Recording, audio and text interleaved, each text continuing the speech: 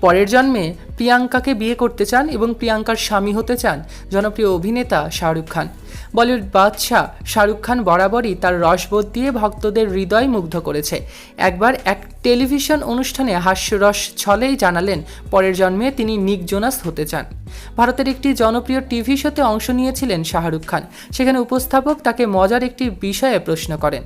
প্রিয়াঙ্কা চোপড়া বলেছেন তিনি প্রতিটি জন্মেই নিক জোনাসকেই স্বামী হিসেবে চান।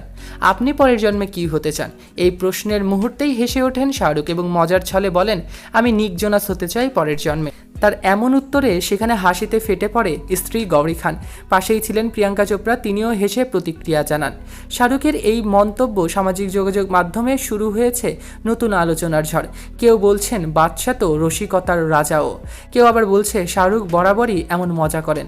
প্রসঙ্গত নিক জোনাস হলেন প্রিয়াঙ্কার স্বামী। 2018 সালে তাদের বিয়ে হয়। তাদের দাম্পত্য জীবন বরাবরই আলোচনায় এসেছে বলিউড এবং হলিউডে।